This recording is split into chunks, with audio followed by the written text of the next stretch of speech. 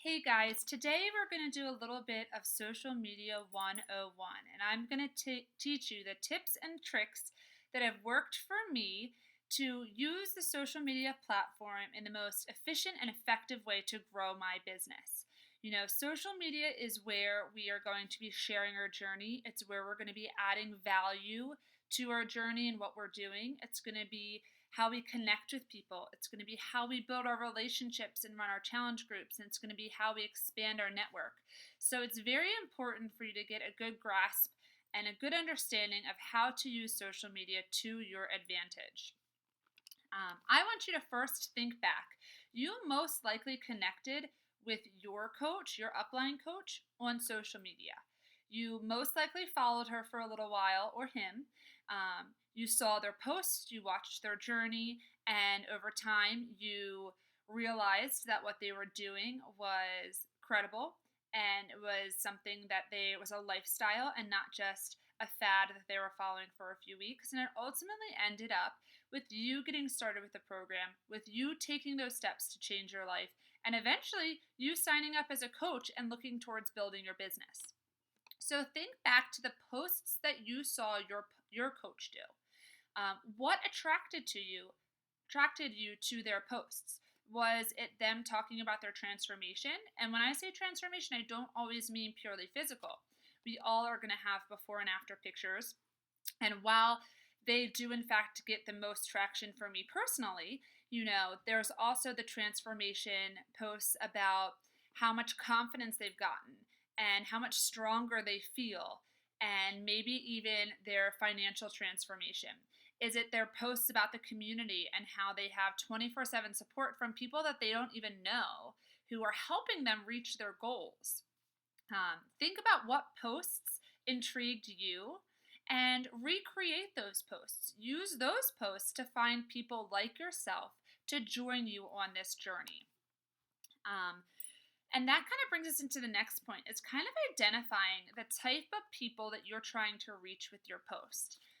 You are going to be most successful in, reaching out and finding the people that are similar to you. Where were you in your life when you began, this journey with Beachbody? How did you feel? What kind of shoes did you fill? Those are the type of people that you want to speak to in your posts.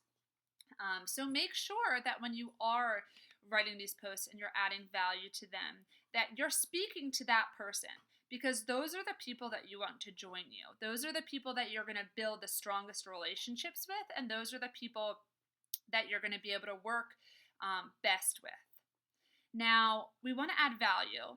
I keep talking about adding value to your post. And what I mean by that is, while posting a sweaty selfie here and there is great, it's showing you're working out, it's showing that you are a proof of the product, but it's not really adding value. And that, what I mean by that is, you want to be able to put something in your post that really speaks to your audience. Maybe if you are working out, why was that workout so great that day? How did it make you feel? Did it make you feel stronger? Was that the workout where you were finally able to do an entire set of push-ups, which you haven't been able to do ever? Is that workout so important to you because it was only 30 minutes long, which allowed you more time to spend with your children, and you didn't miss bedtime and tucking them in bed at night because your workout was shorter and you were able to then devote that remaining time to them? That's the type of value that's going to speak to people who are looking for this change and who are struggling with those same things, such as family time in their own lives. So you can speak and add value in many different ways. And like I said, you're going to grow and find your own style. But those are just a few examples. You just always want to make sure before you hit post on your social media, just look at your post and decide, am I adding value? Am I providing my followers with substance? You also want to make sure that your profile is public. This can be a little tricky for some people. I know that there are people out there that might have small children and they might be a little worried about their family pictures being out in the open. But the reason that you want your profile public is because it's going to expand your network. You are going to be able to reach people that you may not necessarily have been able to reach without your profile being public, and people are going to be able to find you, people that you may not have ever come across had your profile been private.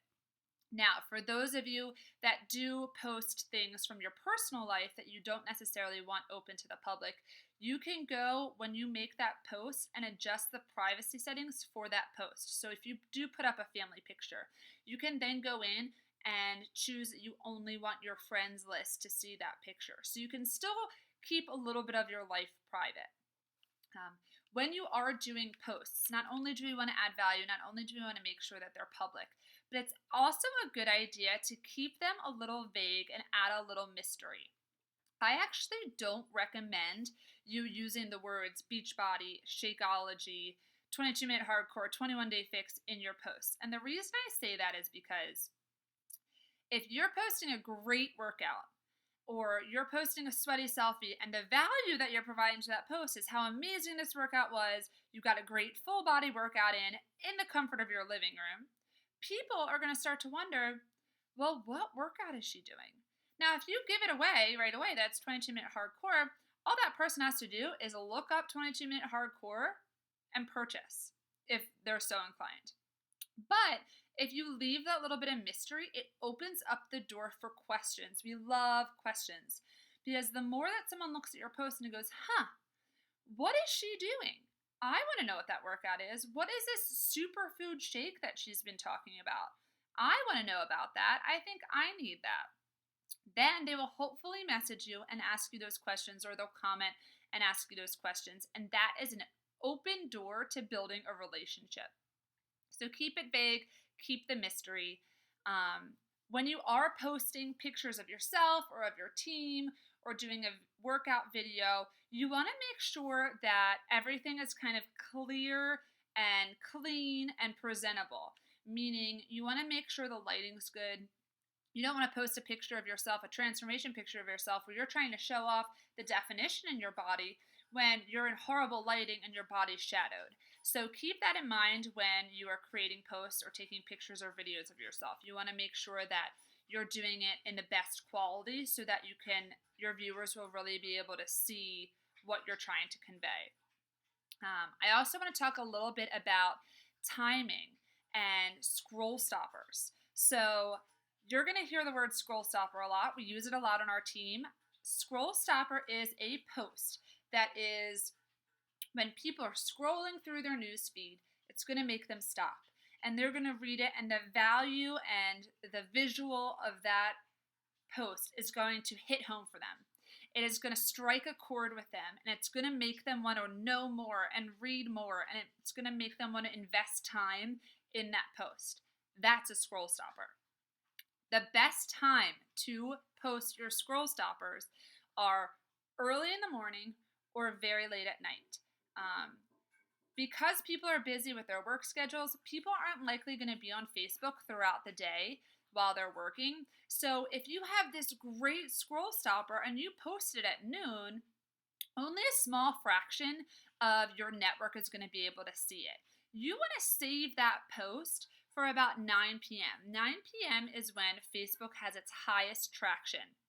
That is when the most people are on Facebook.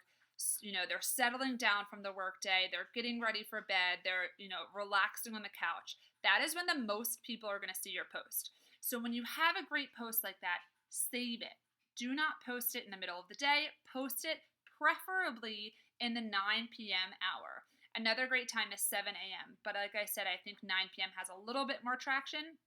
So you want to save the best for then. You do want to make sure that you're posting throughout the day, though. You don't want to only be posting at night.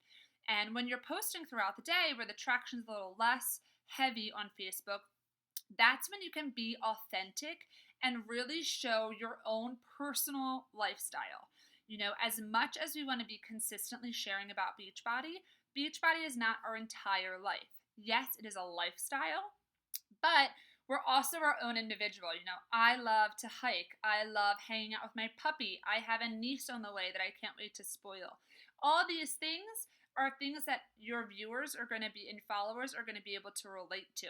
So you want to make sure you're authentic. You want to be making sure that you're posting 3 times a day minimum, but you want to make sure that while you have at least one Beachbody post a day, you also don't want to come across as a commercial. So kind of tie in some of your authentic aspects of your everyday life in there as well. There is something that we call rejuvenating a post. This is huge. When you come up with a super creative post or a transformation post, or you have a great group shot of your team and it's your scroll stopper and it's super exciting, the best thing that you can do to get that post seen is to rejuvenate it. And what I mean is, when you post that, don't necessarily tag everyone. Maybe tag 1 or 2 people. Then wait 24 or 48 hours later, tag a few more people. Wait 24 or 48 hours, tag a few more.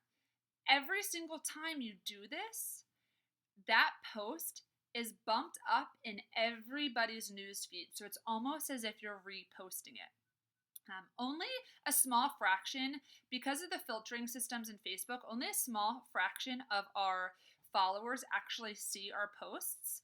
So you don't have to worry about the same people seeing it over and over and over again. It's not going to appear as if you reposted it. It's just going to be popping up and bumping up on news feeds. It's going to get more viewers. It's going to get more traction. And you're going to be reaching more people. So you can rejuvenate by tagging people. You can also rejuvenate by commenting. So if somebody comments on your picture, super exciting, you want them to feel engaged, you want to encourage them to continue posting or commenting on your posts, but hold back. Don't post or don't comment back right away. Don't reply right away, because the same thing happens. If you wait 12 hours, if you wait 24 hours to get back to them, it's going to rejuvenate that post and bring it up, and it's going to be brand new to a whole new set of eyes. If it's someone that's super excited and they want to get started right away and buy a challenge pack, message them. And then you can comment or reply on their comment still a little bit later. Finally, it is tough to kind of come up with something new and creative every night for your posts. You know, you're going to have times where you feel like you're running out of material, or you're just kind of stuck and not sure what you want your post to be that evening, or, you know, your posts for the week.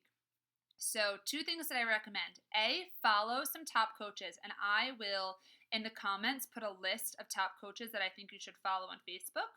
Check out their types of posts. If you find a super creative post or a post that you're drawn to and you're intrigued by, you can take that post and make it your own and post it yourself. Just always make sure you're adding your own style to it. Secondly, you should be doing PD, personal development, every single day. And you're going to be learning things from your personal development every single day. It's going to be filling you with positivity. So take that and turn it into a post. If your personal development is changing your mindset that day, post about it. Talk about how things are changing and you now are finding that you are much more positive about things and you have this great outlook on life that you may not have had before.